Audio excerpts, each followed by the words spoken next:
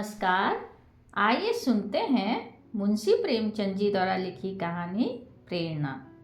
मेरी कक्षा में सूर्य प्रकाश से ज़्यादा उद्यमी कोई लड़का न था, बल्कि यूं कहो कि अध्यापन काल के 10 वर्षों में मुझे ऐसी विषम प्रकृति के शिष्य से साबका न पड़ा था। कपट क्रीड़ा में उसकी जान बसती थी। अध्यापकों को बनाने और चिढ़ाने, उद्योगी बालकों को छेड़ने और रुलाने में ही उसे आनंद आता था। ऐसे ऐसे षड्यंत्र रचता, ऐसे ऐसे फंदे डालता, ऐसे ऐसे मंसूबे बांधता कि देखकर आश्चर्य होता था। गिरोहबंदी में अभ्यस्त था। खुदाई फौजदारों की एक फौज बना ली थी और उसके आतंक से साला प्रशासन करता था। मुख्य अधिष्ठाता की आज्ञा टल जाए, मगर क्या मजाल कि कोई उसके हुक्म की अवज्ञा कर सके। स्कूल के चपरासी और अर्दली उससे थर थर कांपते थे। इंस्पेक्टर का मुआयना होने वाला था। मुख्य अधिष्ठाता ने हुक्म दिया कि लड़के निर्दिष्ट समय से आधा घंटे पहले आ जाएं। मतलब यह था कि लड़कों को मुआयने के बारे में कुछ जरूरी बातें बता दी जाए। मगर 10 बज गए। इंस्पेक्टर साहब आकर बैठ गए और मदरसे में एक लड़का भी नहीं। 11 बजे सब छात्र इस तरह निकल पड़े जैसे पिंजड़ा खोल दिया हो। इंस्पेक्टर साहब ने कैफियत में लिखा, डिसिप्लिन बहुत खराब है। प्रिंसिपल साहब की किरकिरी हुई। अध्यापक बदनाम हुए और यह सारी शरारत सूर्य प्रकाश की थी। मगर बहुत पूछताछ करने पर किसी ने सूर्य प्रकाश का नाम तक नहीं लिया। मुझे अपनी संचालन विधि पर गर्व था। ट्रेनिंग कॉलेज में इस विषय में मैंने ख्याति प्राप्त की थी, मगर यहाँ मेरा सारा संचालन कौशल मोर्चा खा गया था। कुछ अक्लें ही काम नहीं करती कि शैतान को कैसे मार्ग पर लाएं। कई बार अध्यापकों की बैठक हुई, पर यह गिरह न खुली। नई शिक्षा विधि के अनुसार मैं दंड नीति का पक्षपाती न था, मगर हम यहाँ इस नीति से केवल विरक्ति थे कि कहीं उपचार रोग से अधिक असाध्य न हो जाए। सूर्य प्रकाश को स्कूल से निकाल देने का प्रस्ताव भी किया गया, पर इसे अपनी अयोग्यता का प्रमाण समझकर हम इस नीति का व्यवहार करने का साहस न कर सके। 20-22 अनुभवी व शिक्षण शास्त्र के आचार्य एक 12-13 साल के उद्दंड बालक का सुधार न कर सके, यह विचार बहुत ही निराशाजनक था। यूं तो सारा स्कूल उससे त्राही त्राही करता था, मगर सबसे ज़्यादा संकट में मैं था, क्योंकि वह मेरी कक्षा का छात्र था और उसकी शरारतों का कुफल मुझे भोगना पड़ता था। मैं स्कूल आता तो हरदम यही खटका लगा रहता था कि देखे आज क्या विपत्ति आती है। एक दिन मैंने अपनी मेज की दराज खोली तो उसमें एक बड़ा सा मेढक निकल पड़ा। मैं चौंक कर पीछे हटा तो क्लास में एक शोर मच गया। उसकी ओर सरोष नेत्रों से देखकर रह गया। सारा घंटा उपदेश में बीत गया और वह पट्टा सिर झुकाए नीचे मुस्कुरा रहा था। मुझे आश्चर्य होता था कि यह नीचे की कक्षाओं में कैसे पास हुआ। एक दिन मैंने गुस्से से कहा, तुम इस कक्षा से उम्र भर नहीं पास हो सकते। सूर्य प्रकाश ने अविचलित भाव से कहा, आप मेरे पास होने की चिंता न करें, मैं हमेशा पास हुआ हूँ और अब भी पास ही होऊंगा। असंभव असंभव संभव हो जाएगा। मैं साश्चर्य उसका मुंह देखने लगा। जहीन से जहीन लड़का भी अपनी सफलता का दावा इतने निर्विवाद रूप से न कर सकता था। मैंने सोचा वह प्रश्न पत्र उड़ा लेता होगा। मैंने प्रतिज्ञा की, अब की इसकी एक चाल भी न चलने दूंगा। देखूं कितने दिन इस कक्षा में पड़ा रहता है, आप घबरा कर निकल जाएगा। वार्षिक परीक्षा के अवसर पर मैंने असाधारण देखभाल से काम लिया, मगर जब सूर्य प्रकाश का उत्तर प्रश्न देखा तो मेरे विस्मय की सीमा न रही। मेरे 2 पर्चे थे, दोनों में ही उसके नंबर कक्षा में सबसे अधिक थे। मुझे खूब मालूम था कि वह मेरे किसी पर्चे का कोई भी प्रश्न हल नहीं कर सकता। मैं इसे सिद्ध कर सकता था, मगर उसके उत्तर प्रश्नों को क्या करता। लिपि में इतना भेद न था। जो कोई संदेह उत्पन्न कर सकता। मैंने प्रिंसिपल से कहा तो वह भी चकरा गए, मगर उन्हें भी जानबूझकर मक्खी निकलनी पड़ी। मैं कदाचित स्वभाव से ही निराशावादी हूँ। अन्य अध्यापकों को मैं सूर्य प्रकाश के विषय में जरा भी चिंतित न पाता था, मानो ऐसे लड़के का स्कूल में आना कोई नई बात नहीं थी। मगर मेरे लिए वह एक विकट समस्या थी। अगर यही ढंग रहा तो एक दिन वह या तो जेल में होगा या पागल खाने में। उसी साल मेरा तबादला हो गया। यद्यपि यहाँ की जलवायु मेरे अनुकूल थी, प्रिंसिपल और अन्य अध्यापकों से मेरी मैत्री हो गई थी, मगर मैं अपने तबादले से खुश हुआ, क्योंकि सूर्य प्रकाश मेरे मार्ग का कांटा न रहेगा। लड़कों ने मुझे विदाई की दावत दी और सब के सब स्टेशन तक पहुंचाने आए। उस वक्त सभी लड़के आंखों में आंसू भरे हुए थे। मैं भी अपने आंसुओं को न रोक पाया। सहसा मेरी निगाह सूर्य प्रकाश पर पड़ी, जो सबसे पीछे लज्जित खड़ा था। मुझे ऐसा मालूम हुआ कि उसकी आंखें भी भीगी थी। मेरा जी बार बार चाहता था कि चलते चलते उससे दो चार बात कर लूं। शायद वह भी मुझसे कुछ कहना चाहता था, मगर न मैंने पहले बात की न उसने। हालांकि मुझे बहुत दिनों तक इसका खेद रहा। उसकी झिझक तो क्षमा योग्य थी, पर मेरा अवरोध अक्षम्य था। संभव था उस करुणा और ग्लानि की दशा में मेरी दो चार निष्कपट बातें उसके दिल पर असर कर जाती। मगर इन्हीं खोए हुए अवसरों का नाम तो जीवन है। गाड़ी मंद गति से चली। लड़के कई कदम उसके साथ दौड़े। मैं खिड़की से बाहर से निकाले खड़ा था। कुछ देर तक मुझे उनके हिलते हुए रुमाल नजर आए, फिर वे रेखाएं आकाश में विलीन हो गई। मगर एक अल्पकाय मूर्ति अब भी प्लेटफार्म पर खड़ी थी। मैंने अनुमान किया वह सूर्य प्रकाश है। उस समय मेरा हृदय किसी विकल कैदी की भांति घृणा, मालिन्य और उदासीनता के बंधनों को तोड़ तोड़कर उसके गले मिलने के लिए तड़प उठा। नए स्थान की नई चिंताओं ने मुझे बहुत जल्दी अपनी ओर आकर्षित कर लिया। पिछले दिनों की याद एक हसरत बनकर रह गई। न किसी का कोई खत आया, न मैंने कोई खत लिखा। शायद दुनिया का यही दस्तूर है। वर्षा के बाद वर्षा की हरियाली कितने दिनों रहती है।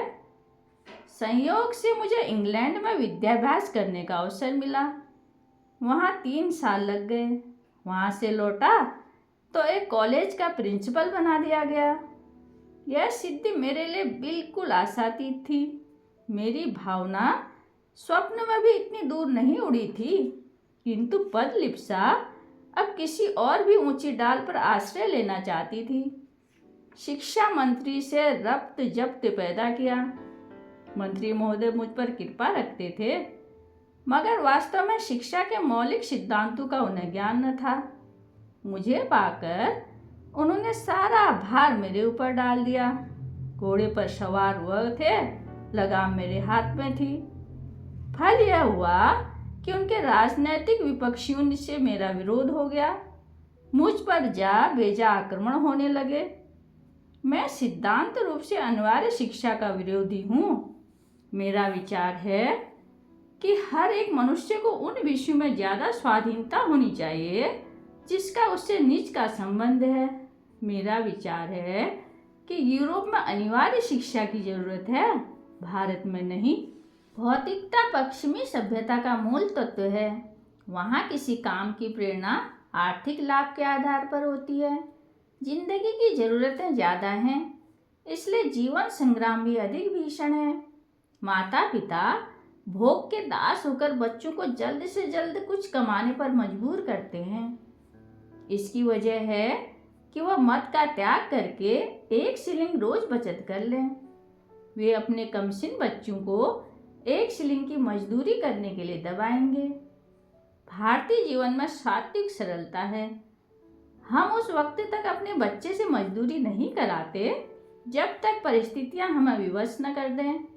दरिद्र से दरिद्र हिंदुस्तानी मजदूर भी शिक्षा के उपकारों का कायल है। उसके मन में यह अभिलाषा होती है कि मेरा बच्चा 4 अक्षर पढ़ जाए, इसलिए नहीं कि उसे कोई अधिकार मिलेगा, बल्कि केवल इसलिए कि विद्या मानवीय सीढ़ी का श्रृंगार है।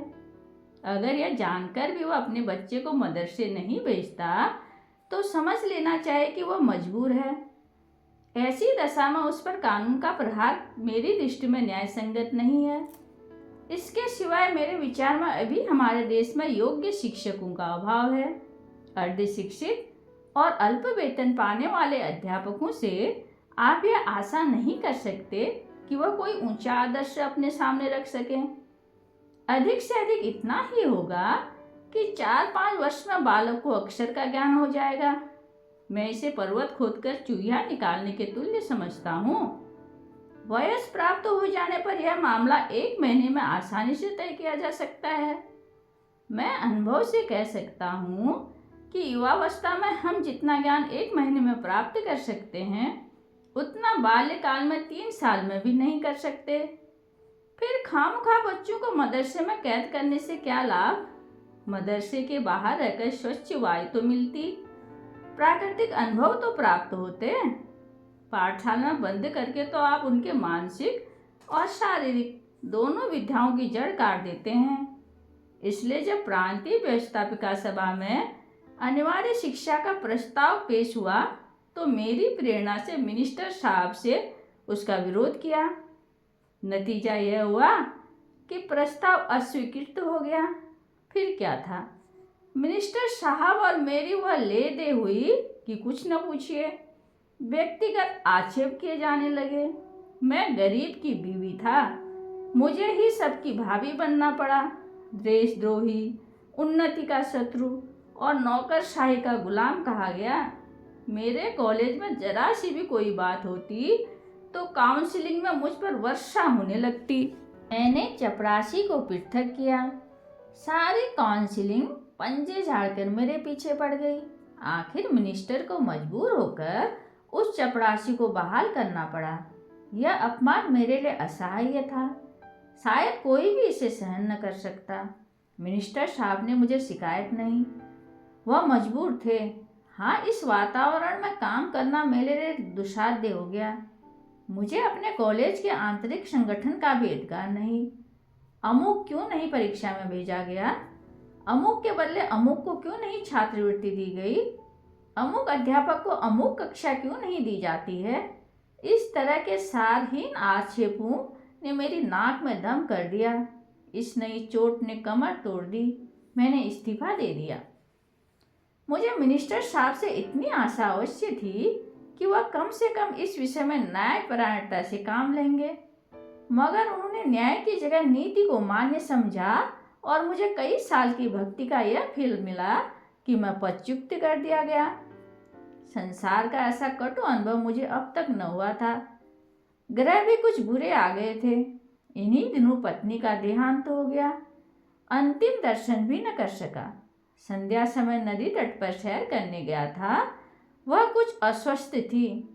लौटा तो उसकी लाश मिली। कदाचित हृदय की गति बंद हो गई थी। इस आघात ने कमर तोड़ दी। माता के प्रसाद और आशीर्वाद से बड़े बड़े महान पुरुष कृतार्थ हो गए थे। मैं जो कुछ हुआ पत्नी के प्रसाद और आशीर्वाद से हुआ। वह मेरे भाग्य की विधात्री थी। कितना अलौकिक त्याग था, कितना विशाल धैर्य। उसके माधुर्य में तीक्ष्णता का नाम भी न था। मुझे याद नहीं आता कि मैंने कभी उसकी भ्रुकुटी संकुचित देखी हो।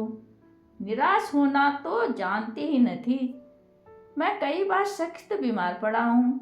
वैद्य भी निराश हो गए, पर वह अपने धैर्य और शांति से अणुमात्र भी विचलित नहीं हुई। उन्हें विश्वास था कि वह अपने पति के जीवन काल में मरेंगी, और वही हुआ भी। मैं जीवन में अब तक उन्हीं के सहारे खड़ा था। अब वह अवलंबी भी न रहा तो जीवन कहाँ रहता? खाने और सोने का नाम जीवन नहीं है। जीवन नाम है सदैव आगे बढ़ते रहने की लगन का। यह लगन तो गायब हो गई। मैं संसार से विरक्त हो गया और एकांतवास में जीवन के दिन व्यतीत करने का निश्चय करके एक छोटे से गांव में जा बसा। चारों तरफ ऊंचे ऊंचे टीले थे। एक और गंगा बहती थी। मैंने नदी के किनारे एक छोटा सा घर बना लिया और उसी में रहने लगा। मगर काम करना तो मानवीय स्वभाव है, बेकारी में जीवन कैसे कटता। मैंने एक छोटी सी पाठशाला खोल ली। एक वृक्ष की छांव में गांव के लड़कों को जमा कर कुछ पढ़ाया करता था। उनकी यहाँ इतनी ख्याति हुई कि आसपास के गांव के छात्र भी आने लगे। एक दिन मैं अपनी कक्षा को पढ़ा रहा था कि पाठशाला के पास एक मोटर आकर रुकी और उसमें से जिले के डिप्टी कमिश्नर उतर पड़े। मैं उस समय केवल एक कुर्ता और धोती पहने हुए था। इस बीच में एक हाकिम से मिलते हुए शर्म आ रही थी। डिप्टी कमिश्नर मेरे समीप आए तो मैंने झेंपते हुए हाथ बढ़ाया, मगर वह मुझसे हाथ मिलाने के बदले मेरे पैरों की ओर झुके और उन पर सिर रख दिया। मैं कुछ ऐसा सिटपिटा गया कि मेरे मुंह से एक शब्द भी न निकला। मैं अंग्रेजी अच्छी लिखता हूँ, दर्शन शास्त्र का भी आचार्य हूँ, व्याख्यान भी अच्छे दे लेता हूँ, मगर इन गुणों में एक भी श्रद्धा के योग्य नहीं। श्रद्धा तो ज्ञानियों और साधुओं ही के अधिकार की वस्तु है। अगर मैं ब्राह्मण होता तो एक बात थी, हालांकि एक सिविलियन का किसी ब्राह्मण के पैर पर सिर रखना भी अति चिंतनीय है। मैं अभी इसी विषय में पड़ा हुआ था कि डिप्टी कमिश्नर ने सिर उठाया और मेरी तरफ देखकर कहा, आपने शायद मुझे पहचाना नहीं। इतना सुनते ही मेरी स्मृति नेत्र खुल गए। बोला, आपका नाम सूर्य प्रकाश तो नहीं है? जी हाँ, मैं आपका वही अभागा शिष्य हूँ। 12-13 वर्ष हो गए। सूर्य प्रकाश ने मुस्कुरा कर कहा, अध्यापक लड़कों को भूल जाते हैं, पर लड़के उन्हें हमेशा याद रखते हैं। मैंने उसी विनोद के भाव से कहा, तुम जैसे लड़कों को भूलना असंभव है। सूर्य प्रकाश ने विनीत स्वर से कहा, उन्हीं अपराधों को क्षमा कराने के लिए सेवा में आया हूँ। मैं सदैव आपकी खबर लेता रहता था। जब आप इंग्लैंड गए तो मैंने आपके लिए कई बार बधाई पत्र लिखा, पर उसे भेज न सका। जब आप प्रिंसिपल हुए, मैं इंग्लैंड जाने को तैयार था। वहाँ मैं पत्रिकाओं में आपके लेख पढ़ता था। जब लौटा तो मालूम हुआ कि आपने इस्तीफा दे दिया और कहीं देहात में चले गए। इस जिले में आए मुझे 1 वर्ष से अधिक हो गया, पर इसका जरा भी अनुमान न था कि आप यहाँ एकांत सेवा कर रहे हैं। इस उजाड़ गांव में आपका जी कैसे लगता है? इतनी अवस्था में आपने वानप्रस्थ ले लिया। मैं नहीं कह सकता कि सूर्य प्रकाश की उन्नति देखकर मुझे कितना आश्चर्यचकित आनंद हुआ। अगर वह मेरा पुत्र होता तो भी इससे अधिक आश्चर्य न होता। मैं उसे अपने झोपड़े में लाया और उसे अपनी राम कहानी कह सुनाई। सूर्य प्रकाश ने कहा, तो कहिए कि अपने ही एक भाई ने विश्वासघात के शिकार हुए। मेरा अनुभव तो बहुत कम है, मगर इतने ही दिनों में मुझे मालूम हो गया कि हम लोग अभी अपनी जिम्मेदारियों को पूरा करना नहीं जानते। मिनिस्टर साहब से भेंट हुई तो पूछूंगा कि क्या यही उनका धर्म था। मैंने जवाब दिया, भाई, उनका दोष नहीं। संभव है इस दशा में मैं भी वही करता जो उन्होंने किया। मुझे अपनी स्वार्थ लिप्सा की सजा मिल गई और उनके लिए मैं उनका ऋणी हूँ।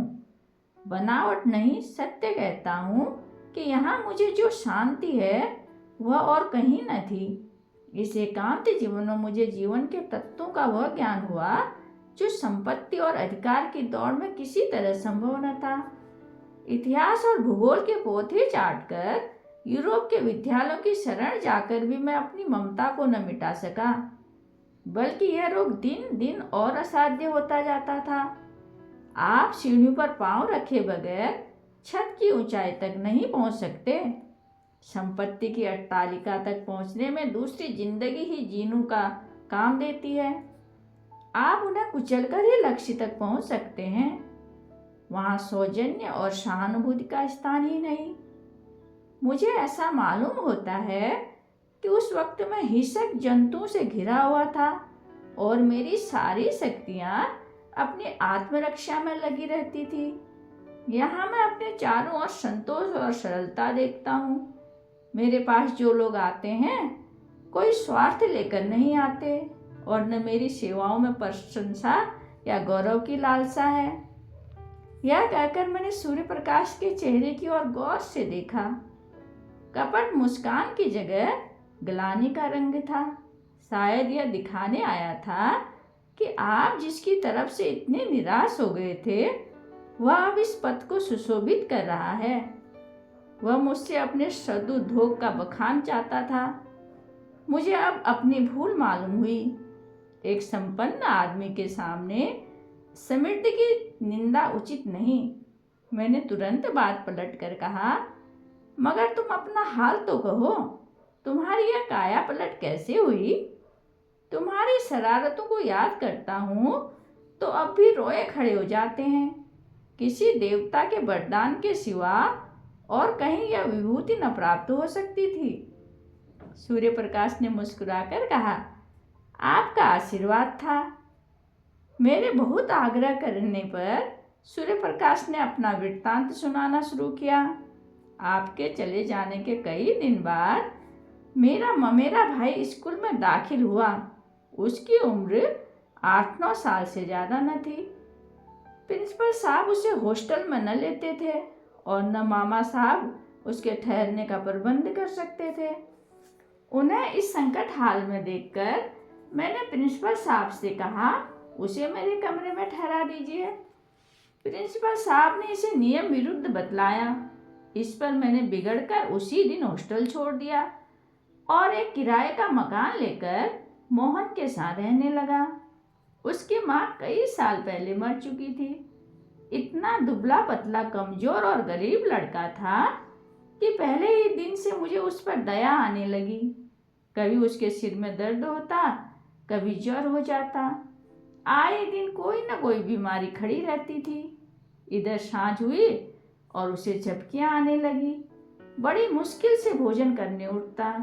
दिन चढ़ते तक सोया करता और जब तक मैं गोद में उठाकर बिठाने देता उठने का नाम न लेता। रात को बहुधा चौंक कर मेरी चारपाई पर आ जाता और मेरे गले लिपट कर रोता। मुझे उस पर कभी क्रोध न आता। कह नहीं सकता क्यों मुझे उससे प्रेम हो गया। मैं जहाँ पहले 9 बजे सोकर उठता था अब तड़के उठ बैठता और उसके लिए दूध गर्म करता, फिर उसे उठाकर आंख मुंह धुलवाता और नाश्ता कराता। उसके स्वास्थ्य के विचार से नित्य वायु सेवन को ले जाता। मैं जो कभी किताब लेकर न बैठता था उसे घंटों पढ़ाया करता। मुझे अपने दायित्व का इतना ज्ञान कैसे हो गया, इसका मुझे आश्चर्य है। उसे कोई शिकायत हो जाती तो मेरे प्राण नसों में समा जाते। डॉक्टर के पास दौड़ता, दवाएं लाता और मोहन को खुशामद करके दवा पिलाता। सदैव यही चिंता रहती थी कि कोई बात उसकी इच्छा के विरुद्ध न हो जाए। इस बेचारे का यहाँ मेरे सिवा दूसरा कौन था? मेरे चंचल मित्रों में से कोई उसे चिढ़ाता या छेड़ता तो मेरी त्योरियां बदल जाती थी। कई लड़के मुझे बूढ़ी दादी कहकर चिढ़ाते थे, पर मैं हंसकर टाल देता था। मैंने उसके सामने एक भी अनुचित शब्द मुंह से नहीं निकाला। यह शंका होती थी कि कहीं मेरी देखा देखी यह भी खराब न हो जाए। मैं उसके सामने इस तरह रहना चाहता था कि मुझे अपना आदर्श समझे और उसके लिए यह मानी हुई बात थी कि मैं उसका चरित्र सुधारूं। वह मेरा 9 बजे सोकर उठना, 12 बजे तक मटर गश्ती करना, नई नई शरारतों के मंसूबे बांधना और अध्यापकों की आंख बचाकर स्कूल से उड़ जाना, सब आप ही आप जाता रहा। स्वास्थ्य और चरित्र पालन के सिद्धांत का मैं शत्रु था, पर अब मुझसे बढ़कर उन नियमों का रक्षक दूसरा न था। मैं ईश्वर का उपवास किया करता था, मगर अब पक्का आस्तिक हो गया था। वह बड़े सरल भाव से पूछता, परमात्मा सब जगह रहते हैं तो मेरे साथ भी रहते होंगे? इस प्रश्न का मजाक उड़ाना मेरे लिए असंभव था। मैं कहता, हाँ, परमात्मा तुम्हारे, हमारे, सबके पास रहते हैं और हमारी रक्षा करते हैं। यह आश्वासन पाकर उसका चेहरा आनंद से खिल उठता था। कदाचित वह परमात्मा की सत्ता का अनुभव करने लगा था। साल ही भर में मोहन कुछ से कुछ हो गया। मामा साहब 2 बार आए तो उसे देखकर चकित रह गए। आंखों में आंसू भरकर बोले, बेटा तुमने इसको जिला दिया, नहीं तो मैं निराश हो चुका था। इसका पुनीत फल तुम्हें ईश्वर देंगे। उसकी माँ स्वर्ग में बैठी हुई आशीर्वाद दे रही है। सूर्य प्रकाश की आंखें उस वक्त भी सजल हो गई थी। मैंने पूछा, मोहन तुम्हें बहुत प्यार करता होगा? सूर्य प्रकाश ने सजल नेत्रों में हसरत से भरा हुआ आनंद चमक उठा। बोला, वह मुझे 1 मिनट के लिए भी न छोड़ता था। मेरे साथ बैठता, मेरे साथ खाता, साथ सोता। मैं ही उसका सब कुछ था। आज वह संसार में नहीं है, मगर मेरे लिए वह अब भी उसी तरह जीता जागता है। मैं जो कुछ हूँ उसी का बनाया हुआ हूँ। अगर वह देवी विधान की भांति मेरा पथ प्रदर्शक न बन जाता तो शायद आज मैं किसी जेल में पड़ा होता। एक दिन मैंने कह दिया, अगर तुम रोज नहा न लिया करोगे तो मैं तुमसे न बोलूँगा। नहाने से वह न जाने क्यों जी चुराता था। मेरी धमकी का फल यह हुआ कि वह नित्य प्राप्त काल नहाने लगा। कितनी ही सर्दी क्यों न हो, कितनी ही ठंडी हवा चले, लेकिन वह स्नान अवश्य करता था। देखता रहता था मैं किस बात से खुश होता हूँ। एक दिन मैं कई मित्रों के साथ थिएटर देखने चला गया। ताकीद कर गया कि तुम खाना खाकर सो जाना। 3 बजे रात को लौटा तो देखा वह बैठा हुआ है। मैंने पूछा, तुम सोए नहीं? बोला, नींद नहीं आई। उसी दिन से मैंने थिएटर जाने का नाम न लिया। बच्चों में प्यार की जो भूख होती है, दूध, मिठाई और खिलौने से भी ज़्यादा मादक, जो माँ की गोद के सामने संसार की निधि की भी परवाह नहीं करती, मोहन की वह भूख कभी संतुष्ट न होती थी। पहाड़ों से टकराने वाली सारस की आवाज़ की तरह वह सदैव उसकी नसों में गुजा करती थी। जैसे भूमि पर फैली हुई लता कोई सहारा पाती उससे चिपट जाती है, वही हाल मोहन का था।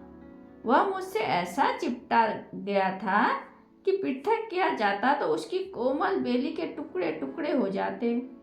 वह मेरे साथ 3 साल रहा और तब जीवन में प्रकाश की एक रेखा डालकर अंधकार में विलीन हो गया।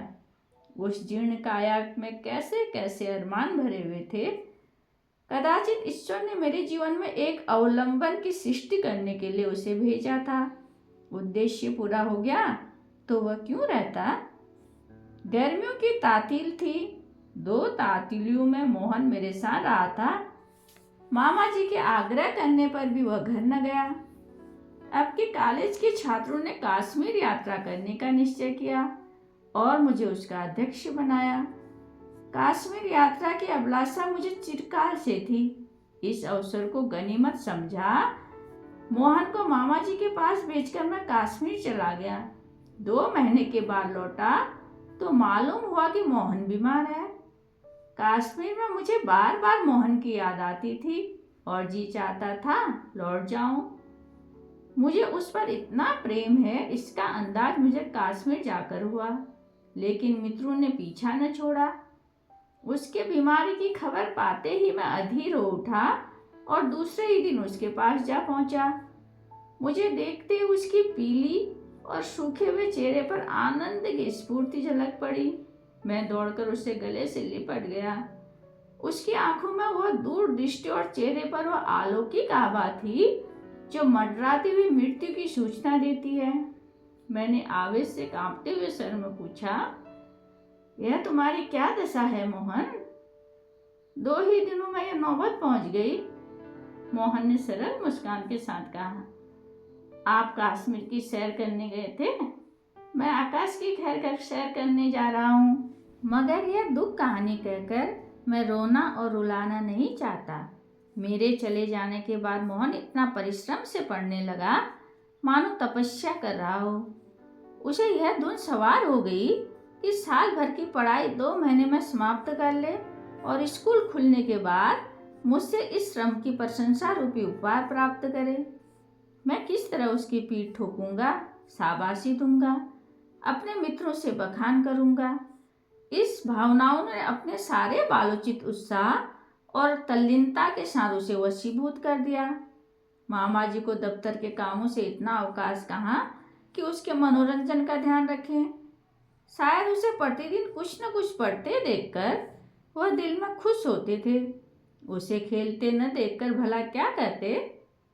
फल यह हुआ कि मोहन को हल्का हल्का ज्वर आने लगा, किंतु उस दशा में भी ज्वर कुछ हल्का हो जाता तो किताब देखने लगता था। उसके प्राण मुझ में ही बसे रहते थे। ज्वर की दशा में भी नौकरों से पूछता, भैया का पत्र आया, वह कब आएंगे। इसके सिवा और कोई दूसरी अभिलाषा न थी।